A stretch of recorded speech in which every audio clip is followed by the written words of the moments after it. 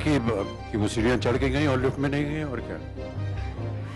Sir, हाल ही में दिलवाले के promotion के दौरान शाहरुख खान ने ऐसा कहा था कि उन्हें अब्राम और आराध्या। अमित सर, हाल ही में प्रमोशन के दौरान शाहरुख ने कहा था कि आराध्या और अब्राहम की जोड़ी सबसे अच्छी होगी आगे चलकर, जब वो उन्हें लॉन्च करेंगे, सबसे बेस्ट जोड़ी। उनके मुंह में घी शक्कर दूध मिलाए जितना कुछ है सब हो।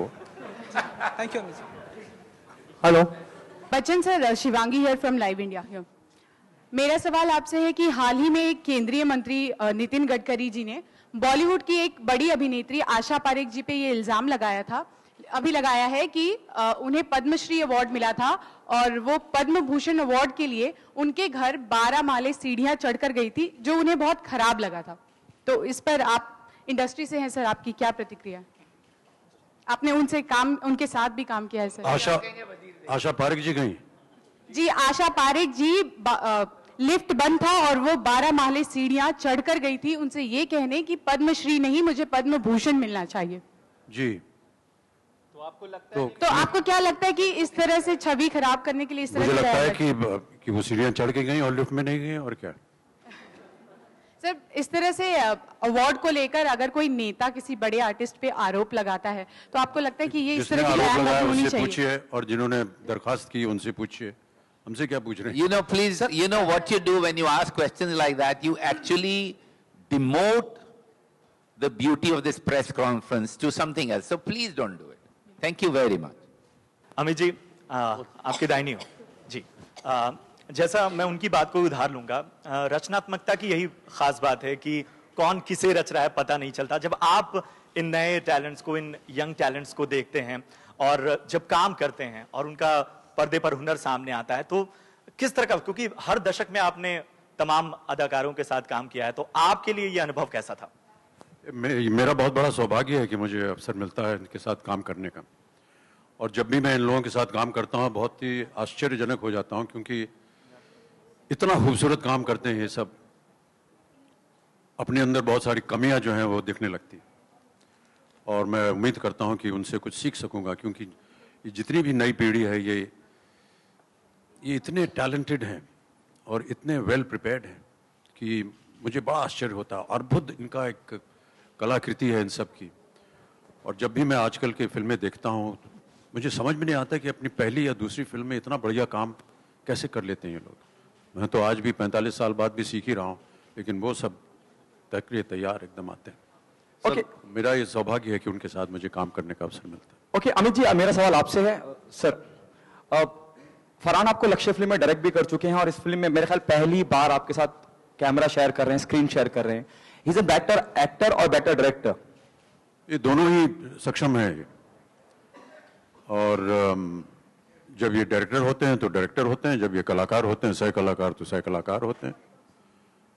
इनके साथ एक कलाकार के रूप में मैंने काम किया है और इनका मैंने रूप एक निर्देशक के रूप में भी देखा है और अब एक सह कलाकार के। तो कहीं ना कहीं होता है कभी कभी कि क्योंकि ये निर्देशक हैं तो कभी कभी कुछ ऐसी खामी या ऐसी कुछ छोटी सी बात ये ढूंढ निकालेंगे किसी शॉट में कि यार अगर इसको ऐसे किया जाए तो कैसा रहेगा, तो वो फिल्म की भलाई हो जाती है उसमें। क्या वजीर के दौरान इस तरह की बात हुई या वाकया पेश आया? हाँ जी, क्या वजीर की मेकिंग के दौरान इस तरह का कुछ वाकया पेश आया जैसे आपने कहा? क्योंकि जैसे कि अभी विनोद कह रहे थे, सब हम लोग मिलजुल करके काम करते हैं और चाहे वो विजय हो, अभिजात हो, अदिति हो, फरहान हो, विनोद हो, सब अपना अपना दृष्टिकोण देते हैं। कोई बात होती है और सबसे अच्छी बात ये रही कि कई बार इस स्क्रिप्ट को एक तो व्यक्तिगत रूप से पढ़ा गया, विनोद ने आकर के मुझे सुनाया, फिर फरहान को सुनाया, फिर फरहान और मैं अकेले बैठे, फिर उसके बाद पूरा स्टारकास्ट बैठा, कई बार रीडिंग्स हुई इसकी। तो मेरा ऐसा मानना है कि जो कुछ भी आपको कहना सुनना है उस समय कह देना चाहिए, ताकि एक बार सेट पे जाएं तो फिर केवल उसको काम करें, बहस न करें। यदा कदा कभी कोई एक बात निकल आती है तो उस समय हम परिवर्तन कर देते हैं, लेकिन ये अच्छी बात होती है कि साथ बैठ करके पूरी चीज़ हम पढ़ते हैं, एक दूसरे से पूछते हैं कि कैसा लगा आपको, क्या इसमें आपको कुछ कमी लगी। और कई बार ऐसा होता है, फरहान ने कई बार कुछ ऐसे सजेशंस दिए या आदिति ने ऐसे सजेशंस दिए या विजय ने या विनोद ने ऐसे सजेशंस दिए जहाँ पर हमको लगा कि हाँ ये ठीक है और इनकी राय को मानना चाहिए।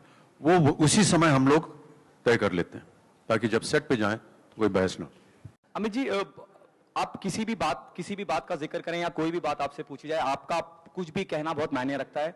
और मुझे मालूम है कि आप अपने ही अंदाज में लोगों को निपटा देते हैं, लेकिन फिर भी आपसे जानना चाहूंगा सेंसर बोर्ड को लेकर जो बदलाव हुए हैं उसमें आपकी क्या राय है? आप कितना सही समझते हैं कदम श्याम बेनेगल जी का आना? जो भी नियम बनाएगा सरकार उसका हम पालन करेंगे।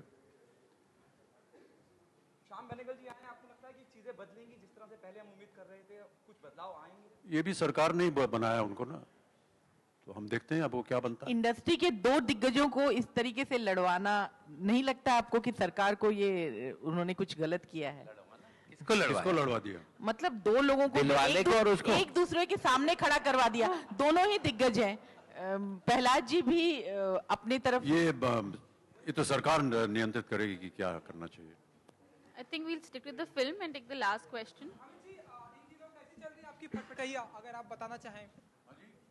आपकी स्कूटर कैसी चल रही है इन दिनों? दिखाई देते हैं आप हमें। सर मेरी गाड़ी चल रही है, बस इतना कह सकता हूं मैं।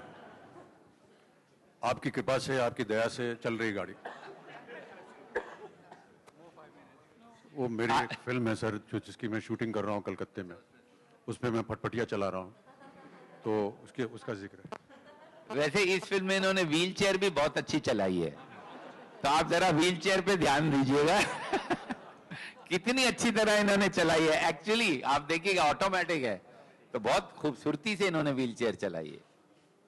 Car special. हाँ, कार भी इन्होंने बहुत स्पेशल चलाई है, बिकॉज वो गाड़ी जो है वो, ये बताइए आप। Yeah, I think that there may be questions later on regarding, how can somebody who doesn't have legs drive a car, but I have to say that वो जो आपने दो महिलाओं की बात की थी देवी जी, वो पहली महिला ने जो कहा था कि ये बहुत अच्छे प्रोड्यूसर हैं, बारीकी को देखते हैं, बहुत ध्यान दिया इन्होंने और ऐसी गाड़ी बनाई जो कि एक ऐसा शख्स जिसके पाँव ना हो वो चला सके।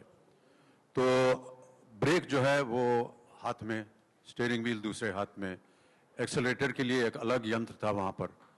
तो ऐसा मत सोचिएगा कि मैं बिना और मैं इन चीज़ों का इस्तेमाल करता था। मैं जो गाड़ी चलाता था फिल्म में, वो उन सारे जितने भी इन्होंने बहुत ही खूबसूरती के साथ, बहुत सोच समझ करके इन्होंने ये गाड़ी बनवाई। और व्हील चेयर के बारे में तो हम बता ही चुके हैं आपको पहले। 30-40 इन्होंने लगा दिए थे मेरे घर में और कहा कि 3 महीने से आप इस पर प्रैक्टिस कीजिए चलने फिरने का। तो ये बहुत ही अच्छी चीज़ है। जो गाड़ी जो है, ये आपको शायद आश्चर्य करेगा कि कैसे ये गाड़ी चलाता है, लेकिन वो गाड़ी बनाई गई थी खास इसी तरह। और उसका जो गाड़ी का जो पिछवाड़ा है वो किस तरह नीचे आता है ज़मीन पर, कैसे व्हील चेयर उसके ऊपर चढ़ जाती है, फिर उसको एक बटन दबाता है तो वो गाड़ी ऊपर जाती है, फिर वहाँ से वो उसका जो समतल है वो एक हो जाता है, उसके बाद वो व्हील चेयर अपने आप अंदर घुस जाती है, सीट तक पहुँच जाती है, इस तरह करके। सर आपने मिस्ट्री महिलाओं के नाम नहीं बताए। जी, महिलाओं के नाम बता दीजिए सर। दो महिलाओं के नाम। किसके? 2 महिलाओं के नाम। 2 महिलाएं जिन्होंने आपको एडवाइस किया। यार अब तो बोल दीजिए। सार्वजनिक हो जाएगा। ओके, पहली वाली थी प्रीति जिंटा, जिन्होंने इनके साथ काम किया था, और दूसरी मेरी पत्नी थी।